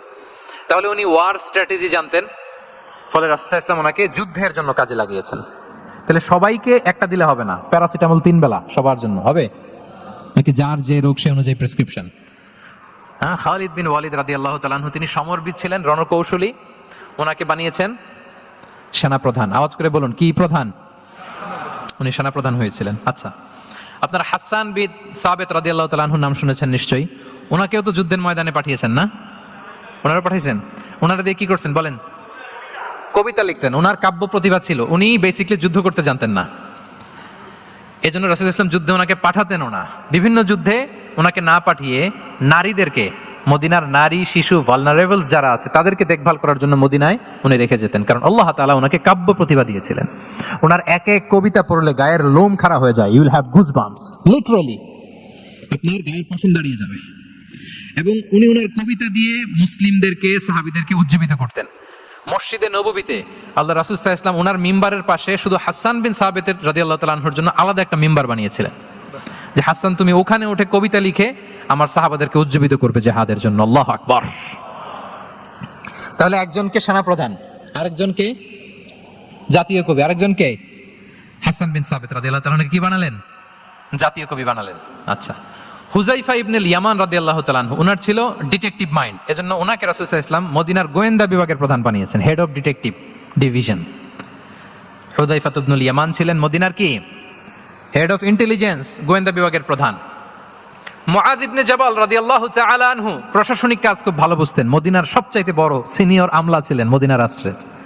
মদিনা রাষ্ট্রের সবচাইতে সিনিয়র আমলা মুআয ইবনে জাবাল রাদিয়াল্লাহু তাআলা আনহুকে রাসূল সাল্লাল্লাহু আলাইহি ওয়াসাল্লাম কবিতা লেখার দায়িত্বও দেন নাই, গোয়েন্দাগিরি করতে দেন নাই, ওনাকে ইয়ামানের গভর্নর করে পাঠিয়েছেন।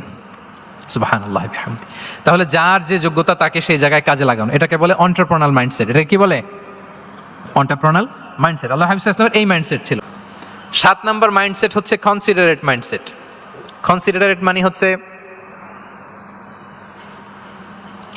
সুবিবেচক, যার বিবেচনা আছে, অথবা যে অন্যের প্রতি সহানুভূতিশীল, উচ্চ বিবেকবোধ সম্পন্ন ব্যক্তিত্ব। রাসূল সাল্লাল্লাহু আলাইহি ওয়াসাল্লাম he was the man of 6 senses. ওনার 6টা সেন্স কাজ করতে একসাথে। কয়টা? আমাদের করে কয়টা?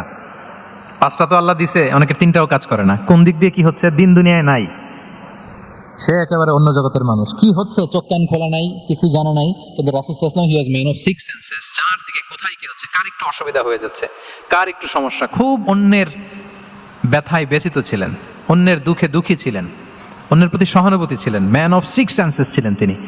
সিরাত থেকে 2-1টা উদাহরণ দেখেন।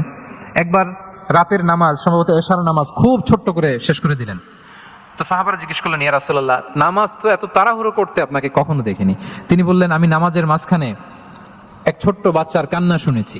আনাস রাদিয়াল্লাহু বর্ণনা করেন যে কানা রাসূল সাল্লাল্লাহু আলাইহি ওয়াসাল্লাম ইয়াসমাউ বুকা আস-সাবিয়্যি মা উম্মি। আমি যখন নামাজে ইমামতি করছি, পেছনে মহিলাদের কাতারের ওখান থেকে একটা ছোট্ট শিশুর কান্নার আওয়াজ আমার কানে আসলো। দেখেন কি সেন্স। তো আমার মনে হচ্ছিল বাচ্চার কান্নায় পেছনের কাতারে মায়ের বড্ড কষ্ট হচ্ছে, যে মাটা বাচ্চাটাকে নিয়ে এসছে উইমেন প্রেয়ার হলে, তাকে বাচ্চাটাকে ম্যানেজ করতে বা সামলাতে মায়ের বড্ড কষ্ট হয়ে যাচ্ছে আমার মনে হচ্ছে। এজন্য আমি নামাজটা একটু শর্টকাটে শেষ করে দিয়েছি। Could you imagine that? কি নবী আমরা পেয়েছি, কিরকম কনসিডারেট ছিলেন, কতটা সুবিবেচক ছিলেন, অন্যের প্রতি কতটা সহানুভূতিশীল ছিলেন তিনি, অন্যের যাতে কোনো সমস্যা না হয় এটা খেয়াল করতেন। মুআয ইবনে জাবাল রাদিয়াল্লাহু তাআলা আনহুকে মদিনার পাশেই এক মসজিদের ইমাম করে পাঠালেন। উনি ইমামতির দায়িত্ব পেয়ে একবার মাগরিবের নামাজে সূরা বাকারা তেলাওয়াত শুরু করলেন। কোরআনের সবচাইতে ছোট সূরা, তাই না? সূরাতুল বাকারা, হ্যাঁ, সবচেয়ে ছোট সূরা। তো ওনার হয়তো তেলাওয়াত করতে করতে একটা ইমোশন চলে আসছে, উনি তো সুরের ঝংকার দিয়ে তেলাওয়াত করতেছেন। এখন পিছনে যারা মুসল্লি ছিল এরা ছিল সব কৃষিজীবী সাহাবী। এরা কি ছিল? সারা দিন ওট দিয়ে, খেজুর গাছে পানি দিয়ে জান যায় কোনো রকম ফরজ পেরে যায় ঘুমাইতে হবে। এই সাহাবীরা যখন পিছনে দাঁড়াইছে আর উনি ধরছে কোন সূরা? আওয়াজ করে বলুন না একটু, সূরাতুল বাকারা।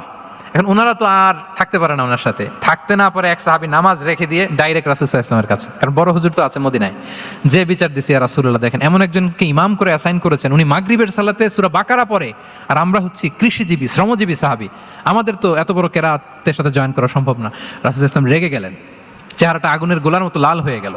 মুআয ইবনে জাবাল রাদিয়াল্লাহু তাআলা আনহুকে ডেকে পাঠালেন, ডেকে বললেন, আফাত্তানুন আনতা ইয়া মুআয, আফাত্তান, তুমি কি ফিতনা সৃষ্টি করতেছো? ওখানে পাঠাইছি কমিউনিটির ইউনিটি ধরে রাখার জন্য, তুমি ওখানে যে ফিতনা সৃষ্টি করতেছো, তুমি কি সাব্বিহ ইসমা রাব্বিকাল আ'লা এই সূরা তোমার মুখস্থ নেই? ওয়াদ-দুহা ওয়াল লাইলি ইযা সাজা এটা পারো না? ওয়াশ-শামসি ওয়া দুহাহা, এটা মুখস্থ নাই? তো তুমি কেন এই সূরাগুলো দিয়ে নামাজ পড়াও না? কেন পড়াও না? এরপর তিনি বললেন, যখন ইমামতির সুযোগ পাবে, সুযোগ পেয়ে লম্বা কেরাত ধরো না, ছোট্ট কেরাত দিয়ে নামাজ শেষ করো। কেননা তোমার পেছনে বয়স্করা আছে, মুরব্বীরা আছে, অসুস্থরা আছে। যাল হাজা, তার একটা জরুরি কাজ পড়ছিল, যাচ্ছিল, হঠাৎ মাগরিবের আজান, ভাবলো রাস্তার পাশে যেহেতু আজান দিছে নামাজটা পড়ে নেই, নামাজে ঢুকে দেখছে আপনি সূরা বাকারা ধরছেন, তো বেচারা কি কাজ করবে না কি করবে? আর তার তো নিয়ত ছিল ফরজ নামাজটা পড়ি যে বাস ধরবো, এখন আপনি ধরছেন কোন সূরা? বাকারা। দেখেন রাসূল ইসলাম বললেন, যখন ইমামতির চান্স পাবে ছোট সূরা পড়বে, আর যখন তুমি একা পড়বে ফালিউতাউবিল মাশা, যত লম্বা করতে মনে চায় করো। রুকু করো লম্বা, সিজদা করো লম্বা, কেরাত করো লম্বা। রাসূল সাল্লাল্লাহু আলাইহি ওয়াসাল্লাম তো রাতে আধা ঘন্টা 40 মিনিট প্রথম রাকাতে কেরাত পড়তেন, এরপরে আবার 40 মিনিট রুকুতে থাকতেন, রুকু থেকে দাঁড়ায় আবার 40 মিনিট, আবার সিজদায় যেয়ে 40 মিনিট, এরপরে সিজদা থেকে দুই সিজদার মাঝখানে আবার 40 মিনিট, 2 রাকাত দিয়ে এরকম রাতও শেষ করে দিয়েছেন। তো আপনার লম্বা যদি পড়তে মনে চায়, আপনি তো আপনার ব্যক্তিগত নফল সালাতে এভাবে লম্বা করবেন। কিন্তু আমাদের হয়ে গেছে উল্টা, একাকী নামাজ, কোন রকম রুকু সিজদা, এরকম হয়ে গেছে না অনেকটা। কিন্তু ইমামতির সুযোগ পেলে মাশাআল্লাহ, আল্লাহু আকবার, এইবার শুরু হয়েছে শাইখ সুদাইসির কণ্ঠে, এই লম্বা করে। এখন পেছনে মুসল্লিদের কি দশা, এটা আর আমরা খেয়াল করি না। না, আমাদেরকে অন্যের প্রতি সহানুভূতিশীল হতে শিখিয়েছে ইসলাম, কনসিডারেট হতে শিখিয়েছে, সুবিবেচক হতে শিখিয়েছে, যেটা রাসূল সাল্লাল্লাহু আলাইহি ওয়াসাল্লাম করেছেন। এবং রাসূল সাল্লাল্লাহু আলাইহি ওয়াসাল্লাম কোনো কাজে কাউকে পাঠালে ওনার বিখ্যাত সে বাণীটা বলে দিতেন যে ইয়াসসিরু ওয়ালা তুআসসিরু ওয়াশিরু ওয়ালা তুনাফিরু, সহজ করে উপস্থাপন করো, কঠিন করো না। সুসংবাদ দিও, মানুষকে দিন থেকে ভাগিও না। আমরা মানুষকে ভয় দেখাই, আমরা এত কঠিন করে ইসলামকে উপস্থাপন করি, মানুষ বলে আগে যেটা করতাম ওইটাই ভালো। তো আমরা যেন দিনকে কঠিন না করি, আমাদের কোনো অ্যাটিটিউডের কারণে যেন মানুষ ইসলাম থেকে ভেগে না যায়। আরেকটা উদাহরণ দেখুন, একবার মাগরিবের কিংবা এশার নামাজে রাসূল সাল্লাল্লাহু আলাইহি ওয়াসাল্লাম লম্বা সেজদা দিলেন। এত লম্বা সেজদা তিনি কখনো দেন না। নামাজ শেষে সাহাবারা জিজ্ঞেস করলেন, ইয়া রাসূলুল্লাহ, আপনি কি নামাজের মাঝখানে অসুস্থ হয়ে গেলেন নাকি? অথবা কোরআনের আয়াত নাজিল হলো নাকি, ওহী নাজিল হলো নাকি? রাসূল সাল্লাল্লাহু আলাইহি ওয়াসাল্লাম বললেন, কুল্লু যালিকা লাম ইয়াকুন ওয়ালাকিন নাবনি ইরতাহালানি ওয়া কারিহতু আন উআজ্জিলাহু হাত্তা ইয়াকদিয়া হাজাতা। বললেন না, অসুস্থ হই নাই, ওহীও নাজিল হয় নাই। আমি যখন সেজদায় গিয়েছি, আমার দুই ছোট নাতি হাসান হোসেন আমার কাঁধের উপরে চেপে বসেছে। যতক্ষণ না ওরা খেলা শেষ না করে নিচে নেমেছে, আমি সেজদায় লুটিয়েছিলাম, নেমেছে এরপরে মাথা উঠিয়েছি। আমার মাথা উঠানোর কারণে ওদের খেলার একটু ডিস্টার্ব হবে, এজন্য আমি আর সেজদা থেকে মাথা উঠাই নাই। সুবহানাল্লাহ পড়বেন না? দেখেন, নাতির খেলার যেন ডিস্টার্ব না হয়। পেছনের মহিলা সারির এক বোনের নামাজের সমস্যা হচ্ছে, এগুলো উনি খেয়াল করতেন, ছোট্ট ছোট্ট বিষয়গুলো উনি খেয়াল করতেন। এটাকে বলে কনসিডারেট মাইন্ডসেট। কি বলে? তাহলে আমরা অন্যের প্রতি যেন সহানুভূতিশীল হই, নাকি শুধু নিজেরটাই দেখবো? অন্যেরটা দেখার দরকার আছে না নাই বলেন? আচ্ছা, এবার বলুন, হুনাইনের যুদ্ধে কুইজ, হুনাইনের যুদ্ধ কত হিজরিতে হয়েছিল? কত? সপ্তম, অষ্টম? হ্যাঁ, মাত্র 2-4 জন বলতেছে। আমাদের ওই যে হাসানা ফাউন্ডেশনের একটা সিরা অলিম্পিয়াড চলতেছে, এটাতে অংশগ্রহণ করতে হবে আপনাদের। আমরা প্রতিদিন একটা করে কুইজ জানান দিচ্ছি মানুষদেরকে, একেবারে সব মুখস্থ হয়ে যাবে ইনশাআল্লাহ। তাহলে অষ্টম হিজরিতে হাওয়াজিন বনু সাকিব গোত্রের বিশাল ব্যাটালিয়ন নিয়ে ওরা আসছে, এবং ওরা আসছে যে আমরা শুধু একা যাব না, আমাদের স্ত্রী, বাচ্চা কাচ্চা, আমাদের যার ঘরে যত সম্পদ আছে সব নিয়ে মরুভূমিতে যাব। এটা নিয়ে যাব কেন? সবার মধ্যে যেন ইন্সপিরেশন আসে যে যদি আমরা হারি, আমরা সব শেষ, আমাদের সম্পদও নিয়ে যাবে। আর এগুলো রক্ষার জন্য হলেও মুহাম্মদের বিরুদ্ধে আমাদেরকে জয়লাভ করতে হবে। কি টেকনিক দেখেন! সব যখন নিয়ে দাঁড়াইছে বিশাল বাহিনী, এক সাহাবী এসে বলল, ইয়া রাসূলুল্লাহ, কালকে তো আমাদের খবর আছে, এই বাহিনীকে আমরা কি করে পরাস্ত করবো? ইয়া রাসূলুল্লাহ, এসে দেখুন, পাহাড় থেকে দেখুন কত বিশাল বাহিনী। রাসূল সাল্লাল্লাহু আলাইহি ওয়াসাল্লাম দেখা মাত্রই বললেন, তিলকা গনিমাতুল মুসলিমিনা গাদান ইনশাআল্লাহ। আরবি যারা বোঝেন, যে it will be the war booty for the Muslim community tomorrow ইনশাআল্লাহ। আরে এগুলো তো আমরা সব গনিমত আকারে ব্যাগে কইরা মদিনায় নিয়ে যাব। এই যুদ্ধে জয়লাভ করে যা আছে এগুলো উটে করে ওয়ার বুটি হিসেবে মদিনায় নিয়ে যাব। বলার সাথে সাথে সাহাবীদের সব ভয় দূর হয়ে গেল, আবার প্রাণ ফিরে পেলেন, সজীব হয়ে উঠলেন, উজ্জীবিত হলেন। তাহলে আমরা অপটিমিস্টিক হব, আমরা ইতিবাচক চিন্তা করব। এবং ইসলাম আল্লাহ তাআলার ব্যাপারেও আমাদেরকে ইতিবাচক ধারণা রাখতে উৎসাহিত করে। হাদিসে কুদসিতে আল্লাহ বলেন, আনা ইনদা যান্নি আবিদি বি, আমার বান্দার নিকট আমি তেমন, আমার বান্দা আমার ব্যাপারে ঠিক যেমন ধারণা করে। আপনি যদি ধারণা করেন আল্লাহ দয়ালু, ঠিক আল্লাহ তাআলাকে দয়ালু পাবেন। এখন বলেন, আল্লাহর ব্যাপারে কার ধারণা কেমন? আল্লাহ তাআলা খুব প্রতিশোধ পরায়ণ না? প্রচন্ড রাগী, আমাদের সবাইকে জাহান্নামে দেওয়ার জন্য বসে আছেন না? তাহলে কি ধারণা বলেন তো? তিনি দয়াময়, তিনি মেহেরবান, তিনি আমাদেরকে অবশ্যই ক্ষমা করবেন, ঠিক কিনা বলেন? এই বিশ্বাস আল্লাহর প্রতি আমাদের সবার আছে তো? এই বিশ্বাস যদি থাকে, ঠিকই আল্লাহ তাআলাকে রহমান রাহিম হিসেবেই আপনি পাবেন। তাহলে আওয়াজ করে বলুন তো, এই নবরাত্রি হলকে উচ্ছ্বসিত করে আওয়াজ করে বলেন, আমরা সবাই অপটিমিস্টিক হব না প্যাসিমিস্টিক? অপটিমিস্টিক, ইতিবাচক হব। রাসূল সাল্লাল্লাহু আলাইহি ওয়াসাল্লাম অপটিমিস্টিক মাইন্ডসেটের অধিকারী ছিলেন। কয়টা গেল? লাস্ট হচ্ছে রেজিলিয়েন্ট। শেষ। I am going to conclude my speech today. Resilient হচ্ছে যাকে থামানো যায় না, আনস্টপেবল। সংকট কাটিয়ে ঘুরে দাঁড়ানোর সামর্থ্য যার থাকে তাকে বলে রেজিলিয়েন্ট। লেগে থাকার মানসিকতা, টিকে থাকার যোগ্যতা, সহজে হার না মানার যে অ্যাটিটিউড, এটাকে বলে রেজিলিয়েন্ট মাইন্ডসেট। রাসূল সাল্লাল্লাহু আলাইহি ওয়াসাল্লামকে আল্লাহ তাআলা এই মাইন্ডসেট দিয়েছিলেন। ওনাকে হারাইতে পারছে কেউ? জীবনের সাথে এটা সেট করে নেন যে আমি কখনো হারি না, আমি হয় জিতি নয় শিখি। আমি কখনো হয় জিতি নয় শিখি। এই মাইন্ডসেট যদি গ্রো করেন, আপনার হারাইতে পারবে কেউ? পারবে না। রাসূল সাল্লাল্লাহু আলাইহি ওয়াসাল্লাম he was unstoppable, having unbelievable সাবর। ধৈর্যের পাহাড় নিয়ে, আনস্টপেবল অ্যাটিটিউড নিয়ে তিনি শুধু সামনে গিয়েছেন, পেছনে যান নাই কখনো। সীমাহীন কষ্ট আর সংগ্রামের মধ্যে দিয়ে গিয়েছেন, থামাতে পারে নাই ওনাকে কেউ পারে নাই। ইয়াতিম হিসেবে জন্মগ্রহণ করলেন, পৃথিবীর আলো দেখবার আগে বাবাকে হারালেন, ছোট বয়সে মাকে হারালেন, পরে দাদাকে হারালেন, এরপর চাচাকে হারালেন। শিয়াবে আবি তালেবে জেল খেটেছেন 3 বছর। Physical torture, mental torture, life threat, হত্যা করার ষড়যন্ত্র হয়েছে। আল্লাহ তাআলা বলেছেন আজ রাতে হিজরত করো।